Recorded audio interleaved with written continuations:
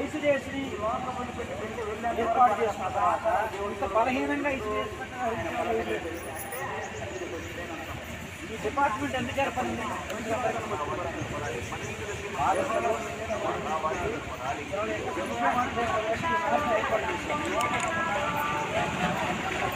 కోట్లాది మంది ప్రయాణికులు నడుపుతున్నారు. ఉద్యోగస్తులు కూడా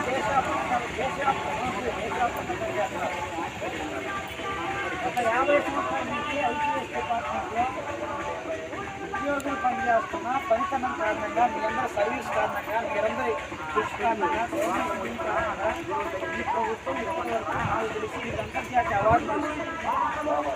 ఇది అంతర్జాతీయ అవార్డు తీసుకుని ఈ యొక్క శ్రమఫలితంగా వాళ్ళకేం అవార్డులు వస్తే సన్మానాలు తీసుకున్నారు, ప్రధానమంత్రులు ముఖ్యమంత్రులు అవార్డులు తీసుకున్నారు, మెమోటోలు తీసుకున్నారు, సచివాలయాలు పెట్టుకున్నారు. ఎందుకంటే సిగ్గుచేటైన విషయం లేదు. అట్లాగే దేశవ్యాప్తంగా ఈ ఐసిడిఎస్ని బలోపేతం చేయాల్సిన ప్రభుత్వాలు బలహీనపరుస్తూ ఉన్నాయి. మనకి నాయకులు ఇప్పటికీ చెప్పుకుంటారు, మేమైతే సిఐటిగా డిమాండ్ చేస్తామండి. ఐసిడిఎస్లో పనిచేసే ఉద్యోగస్తులు అందరినీ ఒకే రకంగా చూడాలి. ఈడీతో 35,000 జీతం తీసుకుంటుంది, సూపర్వైజర్ 80,000 జీతం తీసుకుంటుంది, మీ డ్రైవర్ 40,000 జీతం తీసుకుంటాడు, మీ అటెండర్ 50,000 జీతం తీసుకుంటాడు, మీరేమో ఆయా.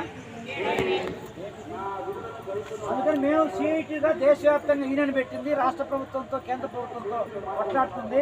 మాకు సంబంధించిన పార్లమెంట్ సభ్యులు దేశవ్యాప్తంగా మాట్లాడుతుందంటే ఐసిడిఎస్ ఉద్యోగస్తుల్ని సంస్థ ఉద్యోగులుగా గుర్తించాలి.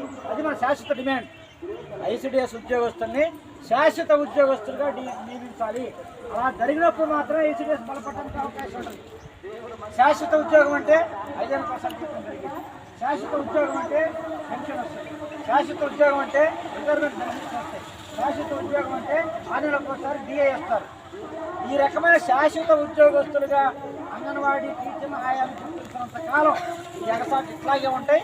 ఈ ఎగసాట్లు పోయేంత వరకు సిఐటి పోరాడాలనుకుంటుంది. ఫస్ట్ విషయం.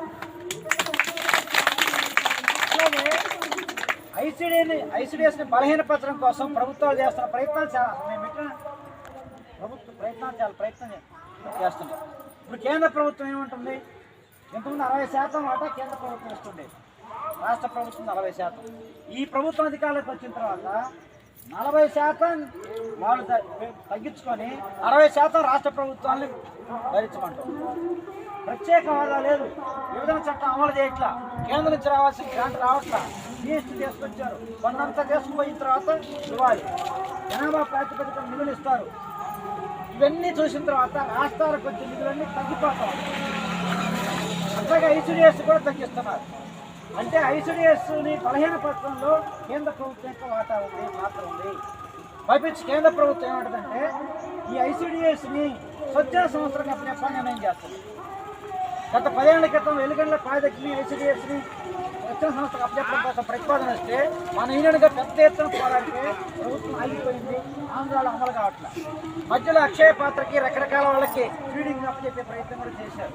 ఉత్తర భారతదేశంలో చాలా చోట్ల హరే కృష్ణ సంస్థకి లేకుంటే చాలా సంస్థలకు ఇచ్చేశారు. అంటే కేంద్ర ప్రభుత్వం బలహీనపరిచే పరంగా స్వచ్ఛంద సంస్థలకు అప్పచెప్తా ఉంటుంది. స్వచ్ఛంద సంస్థలు ఏం చేస్తామా? అనాథలకు ఒక పూట అన్నం పెడతారు, ఎక్కడైనా తిన్నాలు పెరిగితే నీళ్ళు పంచుతారు చెప్తే ప్రభుత్వమే కష్టంగా భావిస్తుంటే ఆ స్వచ్ఛంద సంస్థలు అంగన్వాడీ నడపగలరా? నడపడం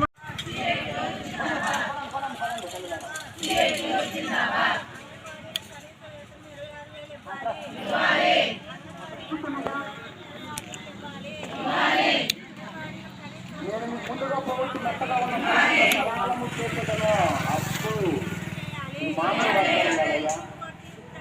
అంటే కుర్రోడికి అయినా సరే